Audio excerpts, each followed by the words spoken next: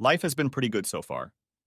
I have a beautiful wife of 5 years, two wonderful children 4 and 3 years old, both boys. I met my wife through mutual friends about 6 years ago.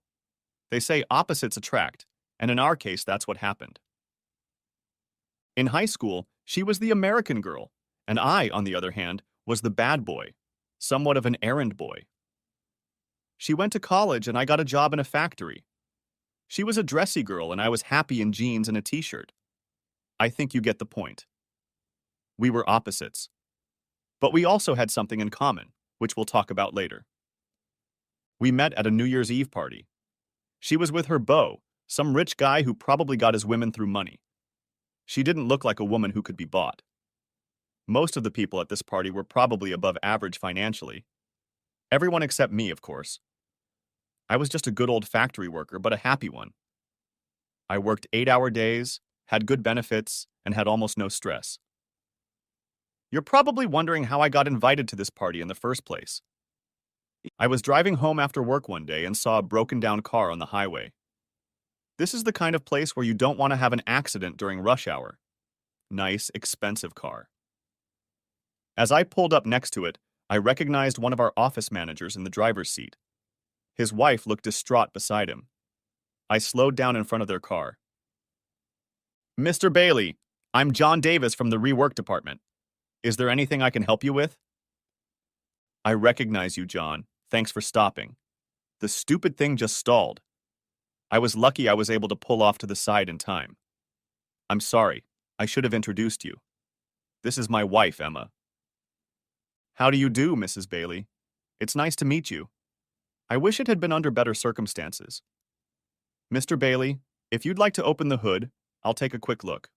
I'm pretty good at fixing cars. I called AAA, but they said they wouldn't be here for another 2 hours. I'd be happy to do anything you can do. He opened the hood and I looked around a bit. Mr. Bailey, have you changed the battery recently? I asked. John, you can call me Dan. Actually, we replaced the battery about 2 days ago. Your mechanic left a wrench on the battery, and it must have jiggled the battery connectors and given a pulse that stopped your car. Let me take it off and see if it will start. I need to get a pair of gloves. This key is on fire. I went to my truck, got my gloves, and removed the burnt black key from the battery. I pulled out my tools that I carry with me in my truck and cleaned the connectors as best I could. Okay, Dan, give it a try. The car started immediately. I closed the hood, wrapped the burned key in a rag, and handed it to Dan. You might want to take this to the store and have them check your electrical box to make sure there's no other damage. They should also replace your connectors. I cleaned them as much as I could. So far, everything should be fine. What do I owe you? Dan asked. You don't owe me anything, Dan. I may need some help someday. It was nice to meet you, Emma. Maybe we'll meet again someday. It was nice meeting you too, John, she said. They left and I got back in my truck and drove home. There's something nice about helping people in trouble. A couple of days later, while I was working, Mr. Bailey, Dan, came up to me and thanked me again. He said he had taken his car to the dealership, and they had to replace a significant portion of the wiring. He was told he was lucky the car didn't catch fire. I'm glad I was able to help Dan, he said. Emma wanted me to invite you to our New Year's Eve party if you don't do anything. It's kind of a thank you for helping out. If you want, you can bring a date. If not, there will be a few eligible ladies there. He held out the invitation to me. Thanks, Dan, but I'll probably come alone now. Thanks to Emma for the invitation. I understand this is a suit and tie event. Dress however you want, John. It's a party after all. The idea is to have fun. I put on slacks, a blue button-down shirt, and a sports jacket. That was about the way I dressed. I was greeted by Dan and Emma, who in turn introduced me to a few other people, including Kara and her companion Rob. Kara is a beautiful woman and was all dressed up. She smiled at me, saying, "Hi, John. Nice to meet you." Ray, on the other hand, turned out to be just as I thought he would be, an arrogant man who came from money. Kara and Ray worked in the same office. Emma was a silent partner in the firm, but worked there too, not knowing she was a middle manager. We'll talk more about Emma later. Ray was busy kissing the asses of the higher-ups, so I approached Kara and asked her to dance. We hit it off right away. We danced, and she told me a little about her life. She said that Ray and she worked in the same office. She didn't like him very much, but she agreed to be his date to this party. She knew all the people from her office who were there. She didn't know many of Dan's friends. I told her about myself, which I thought would be embarrassing because I'm not the kind of person who has money, and I don't have any either. But it didn't embarrass her. I think she was pretty independent. We danced probably 4 dances in a row before she remembered she was with Ray. She left to find him. I danced with a few other girls, but it wasn't quite the same. When they found out I wasn't from money, most left after the first dance. I figured they were after husbands. Love didn't mean a damn thing to these women. Money was the key to their success in life. At midnight, everyone shouted, "Happy New Year," and kissed each other. I was looking for Kara when I saw her standing there. I asked her for a New Year's kiss, and she kissed me. I asked her about the date, and she said that she thought he had gone out with one of the secretaries. I asked if she was ready to leave and would take her home. She stared at me at first, but then we said goodbye to Emma and Dan and left the party. Kara, I'm not ready to take you home. Could you go to the other party I was invited to? John, I don't know why I left with you. Ray is going to be pissed on Monday because I left him. Tell him you saw him making out with his secretary and decided to leave. I'm sure that's probably what he was doing. Please come with me.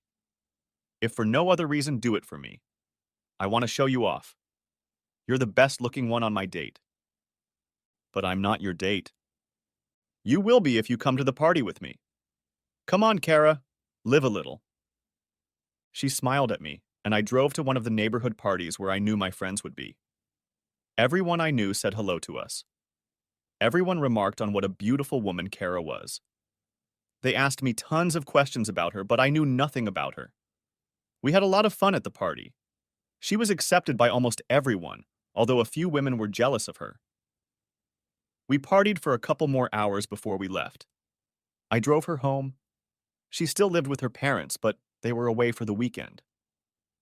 Do you want to come over, John? She asked. Only if we can get busy, I replied. We just met today, John. What are you going to think of me next? What I think of you now will be much better later. I might fall in love with you, if I haven't already. I could see her trying to figure out if that was right or wrong, if she should or shouldn't. I wasn't going to wait for an answer. I took her hand and walked her to the door. She gave me the key, and we walked into the foyer. She took off her coat and we headed to her bedroom. Not a word was said. We started dating and eventually got married. Her parents weren't thrilled about us getting married, but Kara was firm and told them we would elope if we didn't have a wedding. This was not customary in her parents' society. They threw us a very large wedding. I even felt out of place at it. The only people I knew were Mom and Dad, Dan and Emma, and of course Ray, since she invited her whole office. I invited a few buddies from work, but they didn't come to the wedding. They gave us cards and gifts, but said they would have felt out of place. As a wedding gift, her parents gave us $50,000 for a down payment on a house. We bought a fairly modest home, but it was still unaffordable. I worked overtime to help with the payments. Kara never complained about our money situation. I don't know if her parents gave her a little extra now and then or not. Kara knew that I wanted to be the head of the family and wanted her parents to help me as little as possible. Shortly after we were married, she got pregnant. We didn't have to get married. We just made love day and night for a few weeks after the wedding. Our son Jimmy was born. Kara took a leave of absence from work to be with the baby. About 2 months later, she started working part-time again. We could use the money. A little over a year later, our second son Jerry was born. We kept our names with a D: Jimmy, Jerry, and me, John. I hoped it would be a few more years before we had children. Kara decided to take birth control. She took another vacation that was supposed to last 2 months and then go back to work part-time. But instead, we got some bad news. My plant was closing, and they were going to merge our plant with another plant 2 states away. I'll tell you, I was shocked. It was all I knew. I'd been working there since I was in high school, and now I was going to lose my job. I came home and talked to Kara about the options they offered us. We could move to Illinois, we lived in Ohio, or we could get a severance package that depended on the length of employment. All of this was to happen in 60 days. Kara said she didn't want to leave the state. Both of our families were here, and she felt the children should see their grandparents. There weren't many job openings in our town. Kara came up with the idea for me to be a stay-at-home dad. Her job, if she worked full-time, paid $80,000 a year. I never knew about it. We never discussed it at all. She didn't take money from her parents. She earned it on her own. I asked her why she never told me about it, and she said that many men feel inferior when their wives earn more than they do. She said that I was in no way inferior to anyone. She loved me with all her heart, and we could overcome this obstacle. At that point, we really had no choice. I became a stay-at-home dad. It's been almost a year now. It's actually even been good, except for the diapers. I take my sons to the park almost every day. I talk to all the other moms and nannies. Let me tell you, these women say all kinds of nasty things. They didn't seem to care that there was a guy in their midst. Listening to some of them talk was worse than the locker room talk I heard in the gym. I get propositions almost every day. I don't know if they all did it seriously or not. I'm sure some of them did. I have to say something here. Not all the women in the park were propositioning themselves. Only half a dozen out of 30 were in this gesture. I don't want anyone to assume that all women are like that. I talk to other moms too. I learn a lot about kids and cleaning and what women don't get from their husbands. This has helped me a lot with Kara. I have been getting recipes from some of them lately. They would bring me a sample, and if I liked it, I would try to cook it. Over the course of a year, I became a pretty good cook. Kara came home and wanted to talk to me. She said they had hired some new managers and transferred some people from other offices. You look a little worried, honey. What's the matter? What's bothering you? I asked. There's good news. They've hired Dan, Emma's husband, for an office position. I'm not quite sure what his duties are yet, or exactly who he works for, she said. Honey, that's good news. Dan is a good man, and I'm glad he was able to get a decent position. I mentioned at the beginning of the story that Emma was a silent partner, but worked in the top floor offices. We didn't know that at the time. We found out much later. John, I know you don't like Ray. I interrupted Kara. You said Ray was transferred to West Virginia when you went full-time. Yes, but he's being transferred back. He'll be here next month. I just felt I had to tell you, that's all. That's not all, is it, Kara? I read it on her face. No, he's coming back as my boss. I asked to be transferred to another department, but they turned me down. Apparently, I'm too valuable to transfer. I talked to my boss, William, and he's being transferred to Arizona because he's having trouble breathing. So I'm the only one who knows our department besides Ray. Why didn't they just promote you? I asked the same question.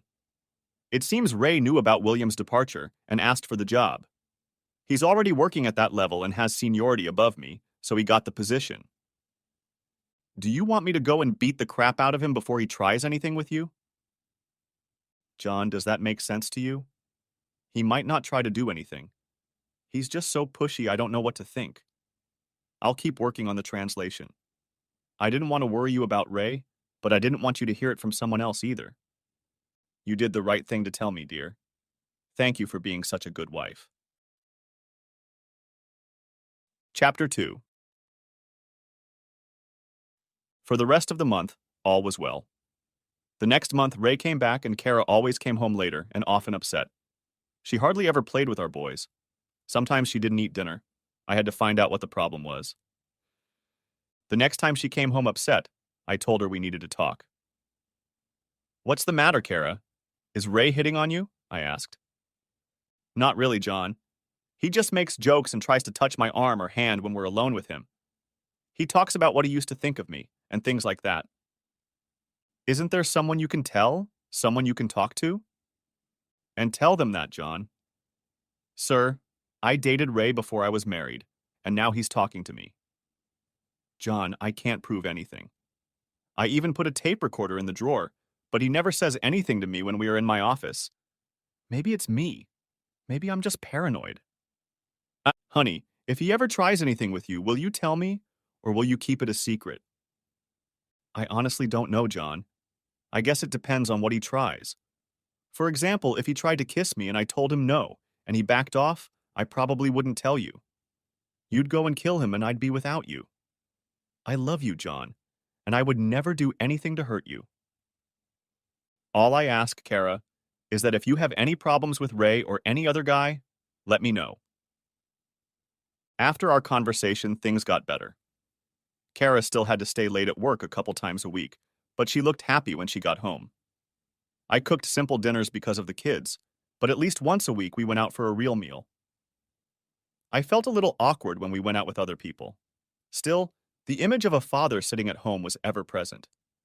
It didn't bother Kara or me, except when others brought it up, especially if they joked about it.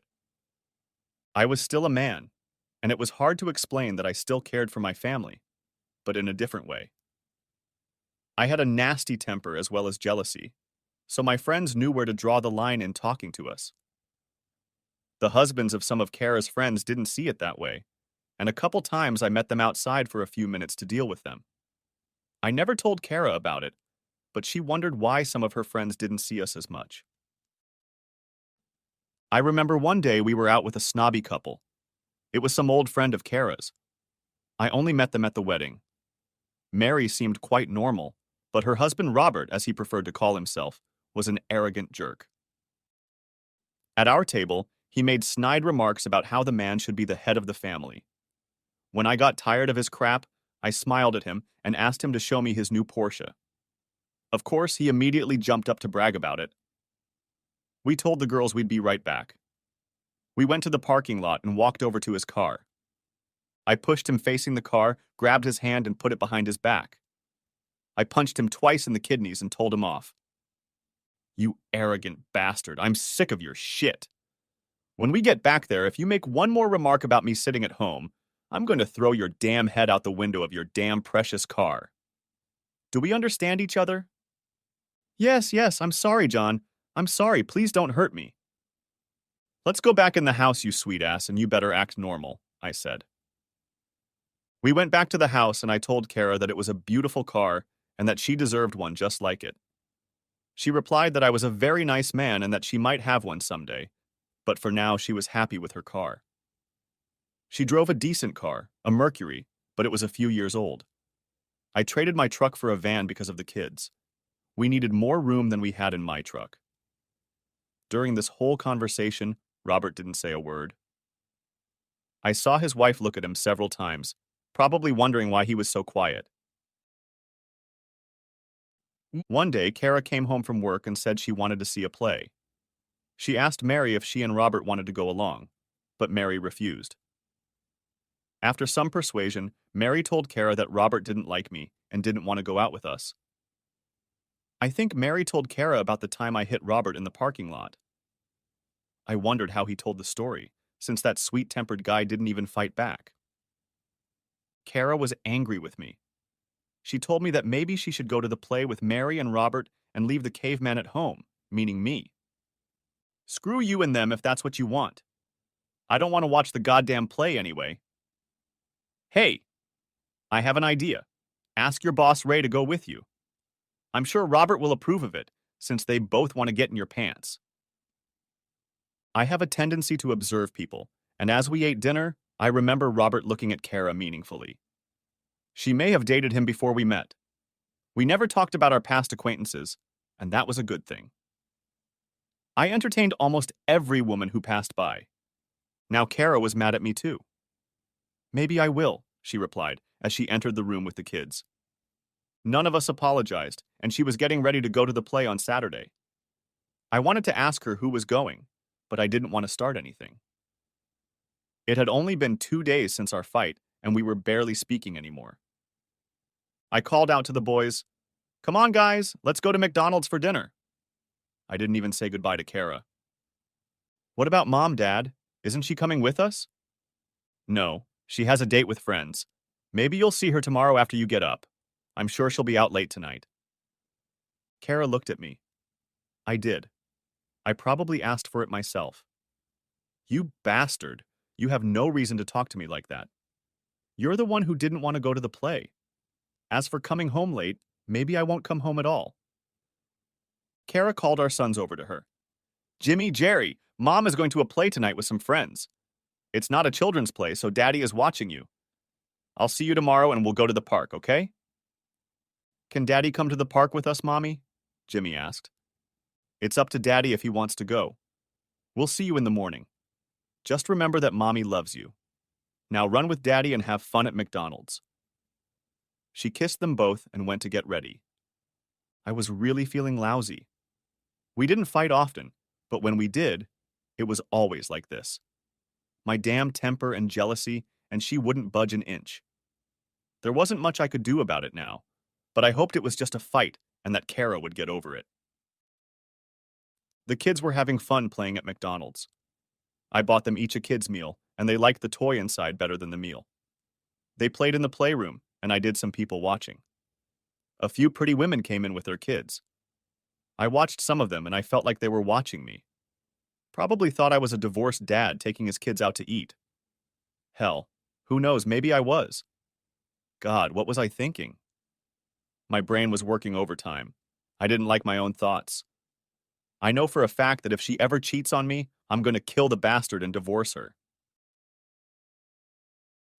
After the kids played for about an hour, we went to the airport to watch airplanes take off and land. The boys loved it. Look, Daddy, here comes a big one. See it coming? See it? See it, Daddy?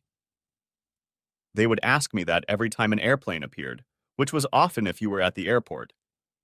By the time we got home, it was starting to get dark. I bathed them and then put them to bed. They looked like two little angels. They were really very good boys.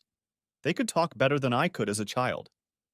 God, I loved them and really enjoyed being around them.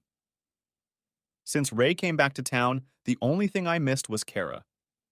Meeting after meeting, time away from our family, I didn't like it. I didn't like it at all. I lay on the couch and watched whatever the TV was showing. It seemed to be a children's cartoon channel. I just wanted noise. Around midnight, I heard a car pull into the garage. I heard Kara get out of the car and come in to see me. I pretended to be asleep so she wouldn't bother me. I didn't feel like dealing with this right now. I watched her go check on the boys and then went and took off her dress. She must have decided to take a shower. She put the clothes in the clothes hamper in the bathroom, took a shower, and went to bed. I waited about an hour before getting up. I had to pee, but I wanted to make sure she was asleep. After peeing, I walked over to the clothes hamper. I had never mistrusted her in my life, but now I checked her clothes. I couldn't help it. I needed to see if there was anything out of place. She just seemed to be sweating. Hopefully nothing was wrong. I went back and fell asleep on the couch. I got up first thing in the morning and saw the program from the play on the table. It looked like she had gone to the play, but with whom? I wasn't going to ask her, let her tell me. The boys were already awake and wanted pancakes for breakfast. While I was making the pancakes, the boys went and jumped into bed with their mom. I heard them telling her about the prize they got at the baby food drive and what they were playing. Then I heard her ask them what Daddy was doing while they were playing. He was just watching us, Mommy. Did he sit with anyone? No, Mommy. He was sitting in the children's room watching us play. What the hell was that? She walks away and doesn't trust me, damn her. Maybe I'll give her an excuse. She could take the boys to the playground herself. And the boys came into the kitchen and were eating their pancakes. Kara came in and tried to talk to me politely, but I didn't reciprocate. She ate 2 pancakes, sat down, and started talking to the boys. Before she could ask me if I was going to the park, I told her I had plans for today. She would have to spend time with the kids without my presence. Where are you going? She asked. Plans? I have plans. I'm going to meet some friends. I need to get away by myself, I replied. I could tell she was angry. She had done the exact same thing to me the night before by pissing on her. I wasn't her damn slut. I went and put on a nice shirt and pants. I told the boys to enjoy the park with their mother and walked out of the house. I didn't have anywhere to go. I just wanted to get even. How stupid can you be?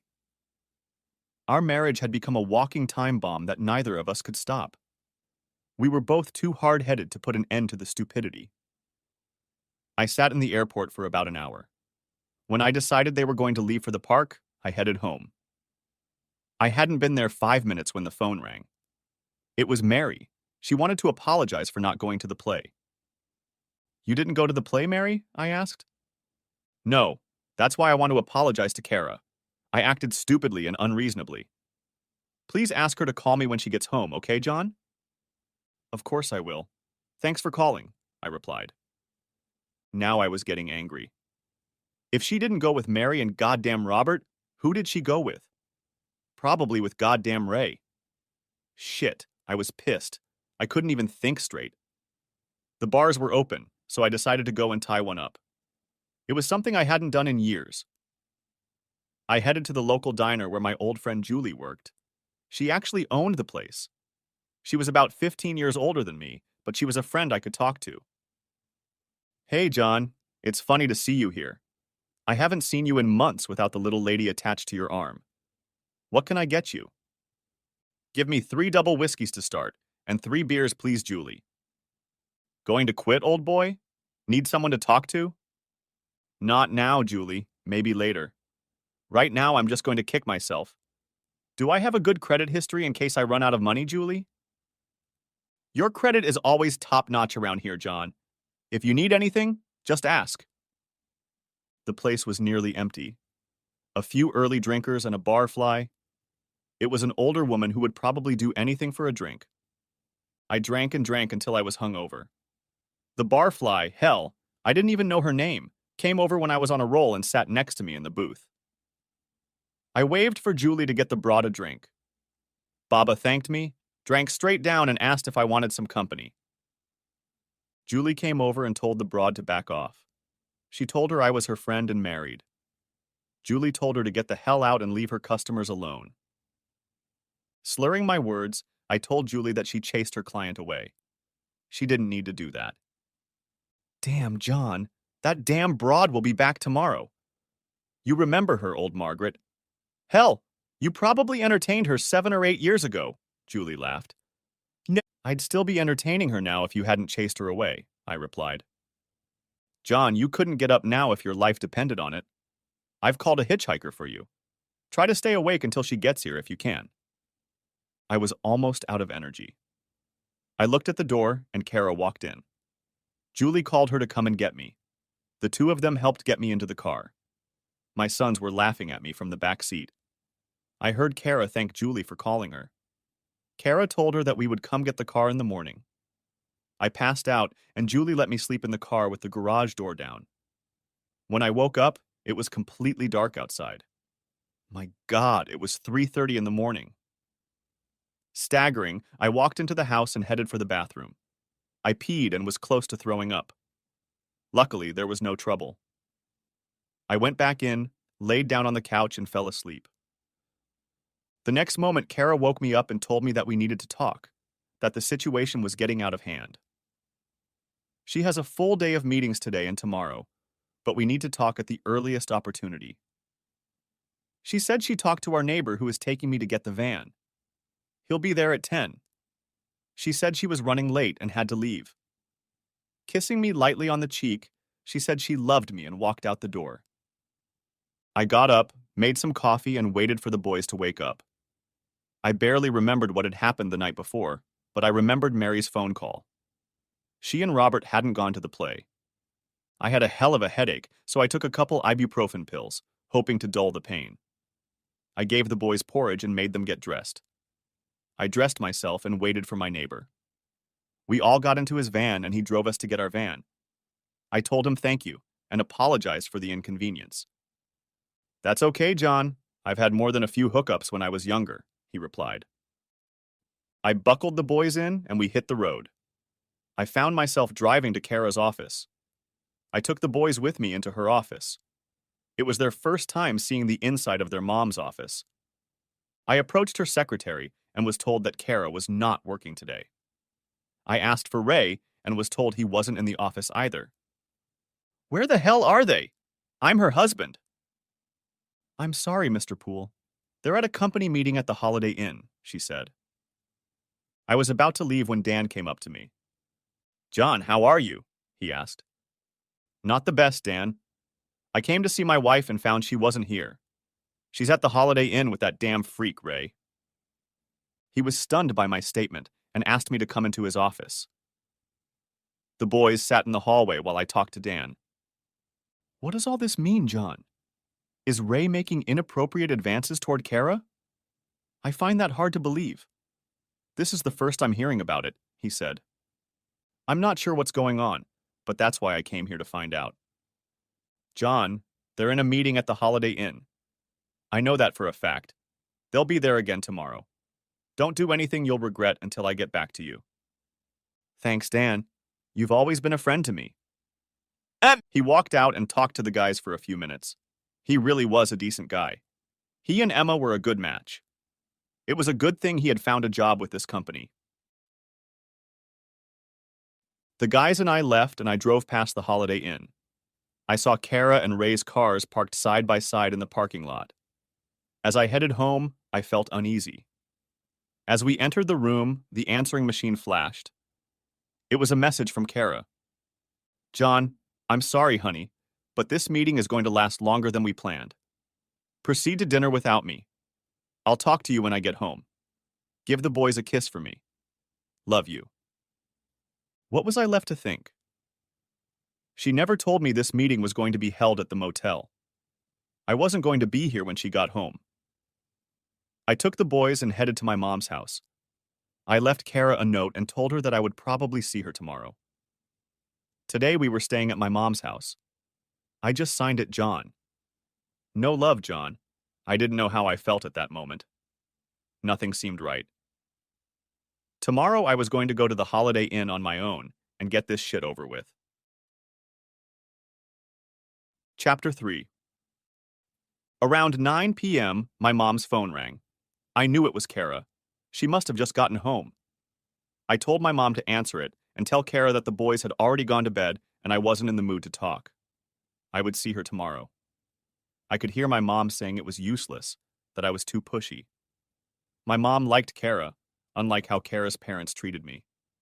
At the end, my mom said she would work it out and that I would see her tomorrow. Mom turned to me. John, there is something wrong here. You and Kara need to talk and work things out. She was crying when we hung up the phone. I don't care what you think. Kara loves you and you need to get your head in order. Arguing with my mom was useless. She's probably where I got that bull-headed gene from. I moved to the couch and tried to sleep. I was already used to sleeping on the couch. I got up the next morning trying to figure out what I should do. So much circumstantial shit, but it adds up. I was supposed to meet Kara today. I decided to go to the Holiday Inn and find out for myself. I asked my mom to watch the boys so I could talk to Kara.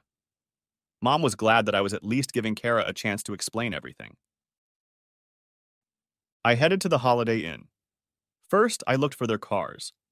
I saw their cars in the side parking lot. I entered through the side entrance and saw a sign that said there was a meeting being held. The doors were open so I could hear what was going on. There were about 10 people sitting around an oval table. I peeked inside, but no one noticed me. Kara was sitting next to Ray, the bastard. I listened to the conversation outside the door as the person I was talking to said that they would break for an hour to have lunch and then meet up to finish work. They should finish early today. I quickly went out to the van and waited for everyone to leave. They stayed there for lunch, but I saw Kara and Ray come out of the side door. I rolled down the window to hear what they were talking about. What do you want, Ray? I don't want to be here with you. Some might take it the wrong way, and I have enough problems at home, Kara said. Does your little house daddy miss you? Does he think you have a lover? Asked Ray. Stop it, Ray.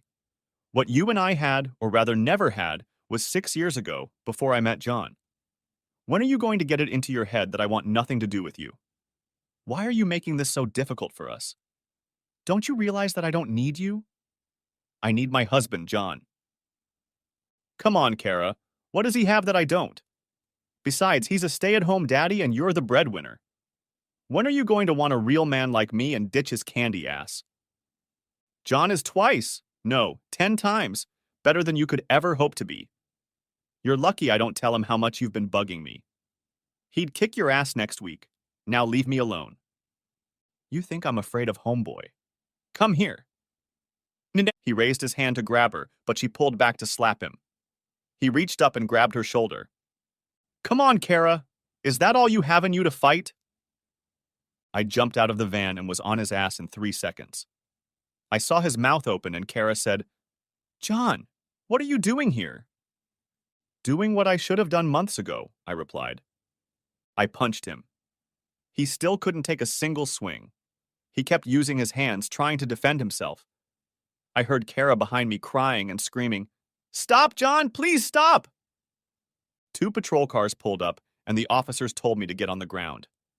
Apparently, I didn't lie down fast enough, as they yelled at me again. Get on the ground! Arms out to your sides, legs spread! Meet that. One of the officers put his knee on the middle of my back, took my hands, and snapped my handcuffs behind my back. Then 2 officers put me on my feet. I told them, Officer, my hands hurt. I can barely feel them. They took me to the patrol car, at which time an ambulance pulled up, and the paramedics went over to Ray and began treating him. The officer told one of the paramedics to come over and look at my hands. He told him they were swollen and covered in blood. I didn't know if it was my blood or Ray's. The paramedic turned out to be a black guy named Jim. He was decent looking. He asked the officer to uncuff me, but the officer refused, saying he couldn't trust me without handcuffs. Yeah, kid, I'm Jim. What's your name? My name is John. My hands hurt like hell, Jim. Nothing broken? If you think your arms look bad, you should see how you finished that guy over there. John, you did a great job on him. You're lucky all your fingers aren't broken. What the hell happened? What did he do to deserve a beating like that? You don't look like a bad man. He jumped my wife, and when he grabbed her, I snapped. I can't let that bastard mess around with my wife, even if he is her boss. John, you're in deep shit. He told the officer he wants to charge you with assault with intent to commit murder. I didn't intend to kill him, but I may have overreacted a little. What about my hands, Jim? You hit a couple blood vessels. They're pretty swollen, but nothing broken. You must have hit him on a hard part of the skull, or a belt buckle or something. I put a bandage on them, but when they take you to your cell, I'll tell them to ice them or let me wet them to bring down the swelling. Thanks, Jim. You're fine in my opinion. I'm glad of that after what you did to that guy. Good luck to you, John. And for that matter, if he did what you said, he deserved it. I was put in a patrol car and taken to my cell. I looked back. Ray was being laid in the ambulance, and Kara was sitting in the patrol car. They were taking her statement. Kara was telling her story. I'm sitting here scared to death. I have to go in front of the board of directors and tell them what happened yesterday. They want to know why my husband beat up my boss, Ray. Let me go back to the beginning, before I even met John. I'll try not to repeat everything you already know.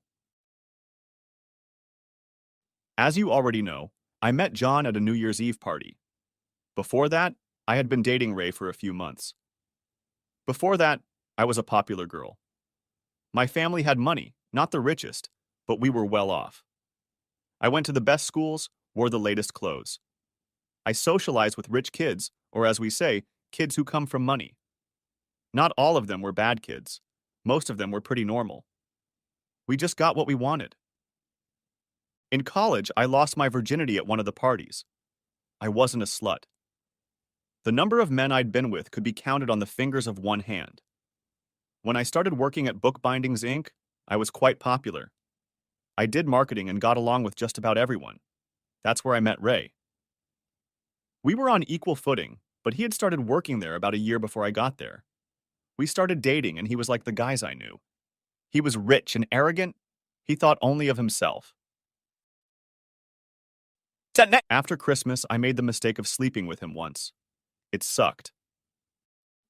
I only went to the New Year's Eve party with him because the party was planned long before our so-called fun, and we worked together. I wasn't going to sleep with him again. It's ridiculous to call it sleeping. It would have been nicer if I had slept. At the party, I met John. He was a bad boy that I wasn't supposed to hang out with. When we left the party and went dancing among his friends, it reminded me of the movie Titanic, where Rose went with Jack and had the time of her life. That's what happened to me and to John. I didn't want it to end. I knew there was more to life, and I felt that with John.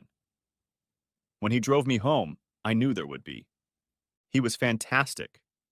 He was the lover of my dreams, the man I had been thinking about for all the years. I knew I would marry him if he said yes. My parents and brothers were against me marrying John. I told them I loved him and that they could either be a part of our lives or not. The choice was theirs. They bumped and hissed, but eventually agreed to the marriage. John and I, as you know, have 2 sons. They are the loves of our lives. After each of them were born, I took vacations to be with them. I hated even working part-time being away from them. They were our little boys and depended on John so much. John lost his job. We didn't know what to do. I told John that I could go back to work full-time and he could look after the boys. At first, he thought it was a stupid idea. After all, he was supposed to be the breadwinner. Quality work was scarce in our neighborhood. Eventually, I went back to work and John stayed home with the boys. In a way, I became jealous of John. I loved him with all my heart, but he was home and I was supposed to be with my boys. I was also worried about John and the other moms at the park. He doesn't know that women think he is handsome. I worry every day that he will leave me for one of these women. I even asked the boys about what Daddy used to do when he took them out. I was afraid of losing him. Then I started working longer hours and saw him less and less. I knew it was hurting our marriage, but what could I do? We had to work to survive. I know I'm not a great American. It's hard for a working woman to keep everything together. Work, family, proper love for her husband, help around the house, all the responsibilities. I was dumping more and more on John and doing less and less for him. I was worried. And then Ray moved here and was going to be my boss. I don't like him, and John didn't know that I had done it with Ray once before I met him. We never discussed our sex life before marriage. We both decided it was unacceptable. Now the job was tearing me away from the man I loved and putting me next to a man I despised. I was torn between what to do. Ray kept hitting on me, and I was afraid to tell John about it. I knew what he would do, but he ended up doing it anyway. John has a bad temper and jealousy. He cares a lot about what is his. I love that about him, and at the same time I hate it. I feel safe when he's around. It pissed me off that people made fun of John. I didn't know if I should talk about it or not. If I spoke up in front of John, I knew it would make him angry. He knew how to fight on his own, but at the same time he was my man, and I wanted to stand up for him. I told many of my girlfriends that if they had a problem with John, we didn't need to be friends. I stood up for him when he couldn't speak up for himself. I told Mary and Robert to go to hell. John meant more to me than they did.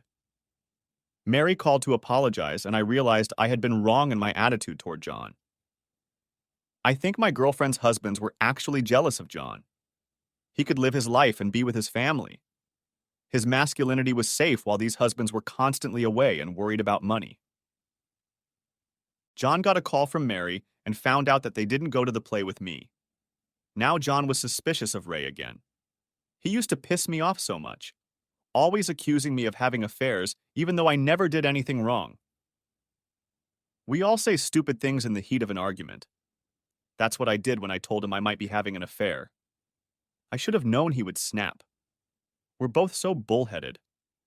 We needed to communicate more and talk about our problems. I was afraid to tell him that our meeting would be at the Holiday Inn. I knew he would think it was wrong, and he did. There were 20 people at the meeting the first day, and it ran late. I called him, and he dumped me. I didn't know what to do. I called his mother, a wonderful person, but she said she knew he wouldn't talk to me. I went to bed devastated. I cried all night. The next day was our last meeting. I thought that after the meeting, John and I could go somewhere and be alone together. I love him so much. During lunch, Ray asked me to walk me outside.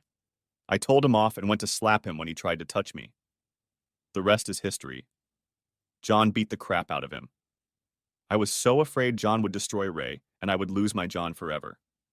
Now he's in a jail cell, and I'm sitting here getting ready to tell my story to the board of directors. I'm scared, and I don't have my John to protect me. Chapter 4. Here I am sitting in a jail cell. I'm being charged with assault with intent to maim or injure. Funny, but that's exactly what I was going to do. Looks like I'm guilty. They didn't charge me with murder because I didn't have any weapons. I didn't even have my car keys. I left them in the van when I jumped out. I wet my hand in a bucket full of ice when I was in the cell. Damn, they hurt like hell. They are still swollen and have a few cuts and abrasions on them. According to Jim, they should be better in a couple days. My bail has been set at $100,000. I can post bail and get out with $10,000. I tried to call Kara, but kept dialing the answering machine. Apparently, I'd left her enough trouble. An officer came to my cell. He said my bail was paid and I needed to sign some papers, after which I could be released. I've only been here for a night. Where did Kara get the money? I walked up to the front desk and there stood my father-in-law. A man I probably hadn't spoken 50 words to in 5 years. Had he loaned us the money to bail me out? John, we need to talk. Kara called me and told me about your situation. I'm really sorry about it. You see, Kara opened our eyes last Saturday. Mr. Carson, what happened last Saturday? Kara went to the play last Saturday. Yes, she went with my wife and me. She said there was a misunderstanding between you two. We told her we didn't think you were right for her, and she put us on the spot. She told us how she felt about you and how much she loved you. She told us how much Jimmy and Jerry love you and that most husbands are jealous of you. She called you her knight in shining armor, and yesterday you proved it. You protected my daughter, your wife. I am very sorry for the way I have treated you over the years, and I apologize to you. I'm also a pretty tough person, and it's hard for me to do this. I apologize to you, and I hope we can be better friends. I hope my 2 sons can live up to your standards. Thank you, Mr. Carson, for bailing me out. I would like to become friends with you and Mrs. Carson. Your daughter loves you very much, and it's hard for her when she has to choose who to be with. Right now, I need to find out how long I can be sent away for. I may need you to look after my family. John, we're going to fight this. I know Kara, and she doesn't lie. She may not always tell the whole story, but she won't lie about it. Right now, we need to get you home with your boys. Kara is in her office right now and will try to explain what happened. Mr. Carson dropped me off at my house. Kara left me a note in case I was out on bail. Honey, I'm at the office trying to see if I have a job. Please don't leave if you get home before I do. I miss you so much. I took the boys to your mom's. John, you have to believe me. I love you with my whole being. I hope you'll be there for me when I get home. Love you, Kara. I'm pretty sure Kara wasn't cheating on me with Ray, but now we had other problems. I walked over to the fridge to grab a beer when I heard Kara's car parked in the garage. I quickly grabbed another beer and opened them. As soon as Kara walked in, I held one out to her. Reconciliation sacrifice for all the shit I've pulled. I love you, and I know we can get through this if you stay with me. Kara, I'm a fool for not believing you to the end. Please forgive me if you can. Tears came to my eyes because I really meant what I said. Kara started crying and reached up and hugged me. I was still holding my beer in both hands. Honey, could you take one of these before I spill it? She smiled at me through her tears. John, I love you so much. I've never cheated on you. I never even thought about it. Please believe me. I just didn't tell you everything because, well, now you know why. Now I'm going to tell you. Maybe we can nip this in the bud before it goes too far.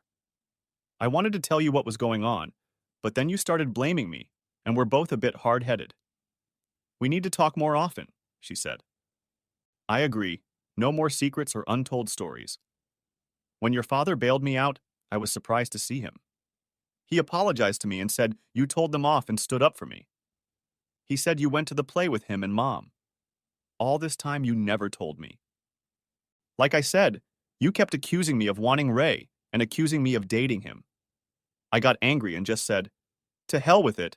You can believe whatever you want. I never cheated on you, and I was always on your side. It's just that you didn't see it. You assumed the worst.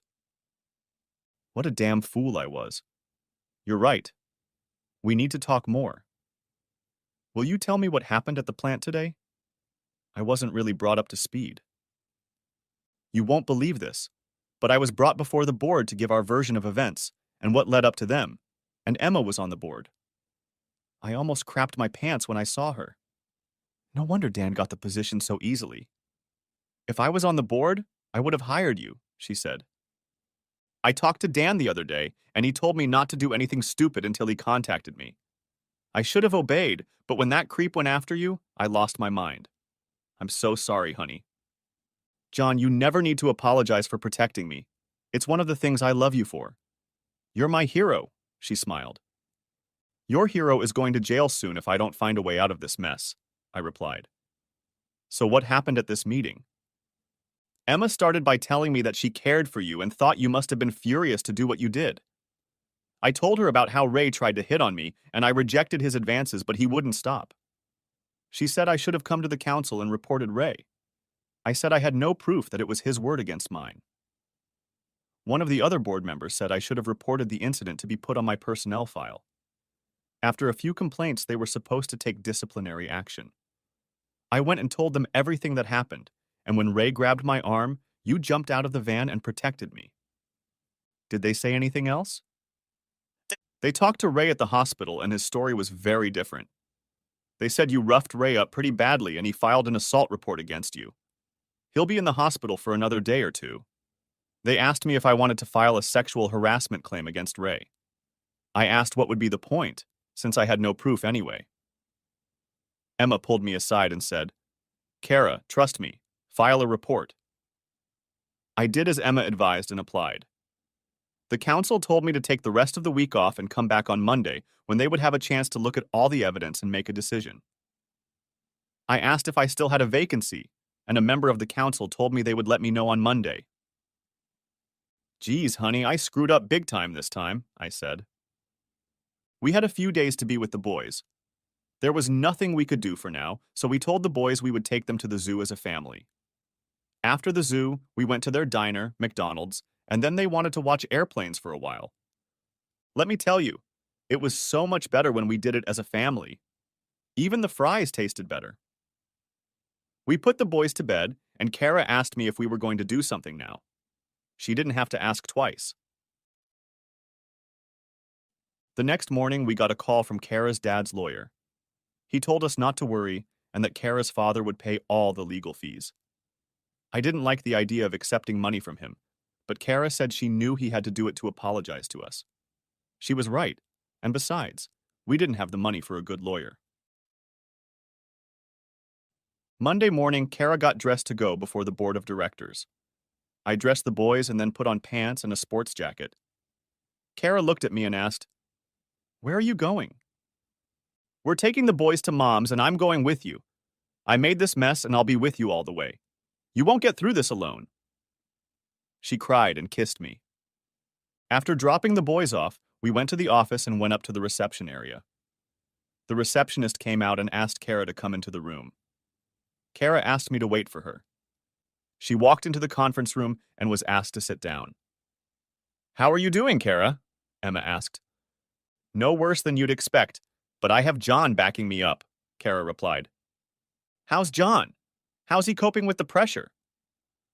"Well, he's waiting for me in the waiting room. He didn't want me to deal with this alone." "Is John in the waiting room?" "Ask him to come in," Emma replied. The receptionist asked me to come in. I sat down next to Kara and took her hands.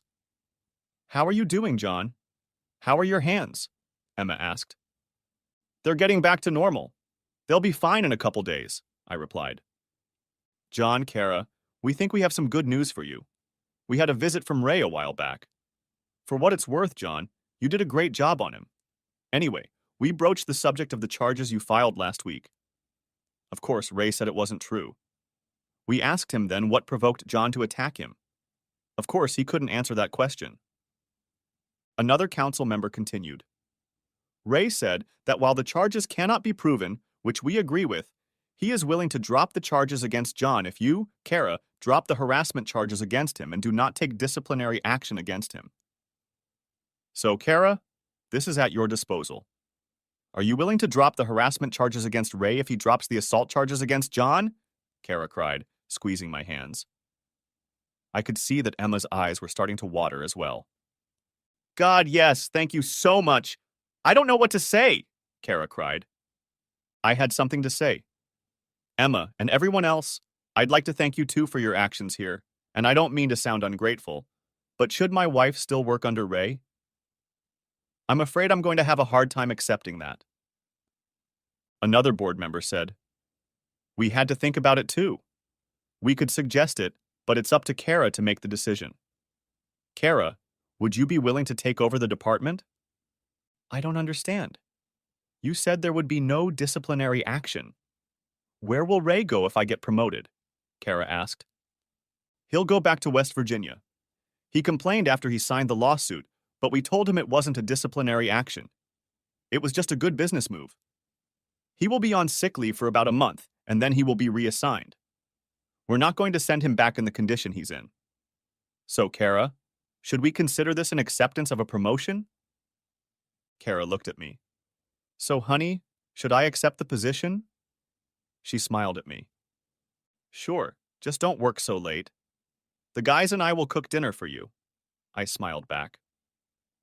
Emma spoke up. "Okay, I think we did a pretty good job. Oh, Kara, I hope you'll be considerate of my situation." "Very, Emma, very, and thank you so much for everything," Kara replied. When we left the conference room, Dan was standing there smiling. I didn't shake his hand but gave him a hug. He was a true friend. When we got in the car, I told Kara to call Mom and Dad and invite them over for dinner. We were paying. We had some great news to share with them. I decided it would be a good start in accepting each other. It's been 2 years since all of this happened. Our lives have really gotten better. Whenever one of us goes too far, we use the word hard-headed. It's to let the other know that we need to talk things out. I still look out for women, but I let Kara know what I've seen. I always reply, "But my place is better." Kara tells me she can live with it, watching but not touching. The kids are in school now, so the days are much calmer. I told Kara I was going to look for a job. That same day, I got a call from my father-in-law. "John, Kara called and said you're looking for a job. Is that true?" "Yes, Dad, it is." He told me as we ate dinner to start calling him Dad, so I do. The boys are in school and I'd like to get some work. I have a job opening in a warehouse. It only pays $30,000 a year, but it's honest work, and you'll be able to rest when my grandkids are home. We can even find a way to give you a summer vacation. My grandchildren come first. He realized that family came first. I accepted the offer and called Kara at work. We met for lunch and invited Dan and Emma to come along. We asked them to be godparents to Jimmy and Jerry. The most important thing Kara and I found out is that we need to communicate more with each other. We don't need to assume anything. We need to ask each other. Our lovemaking is still great.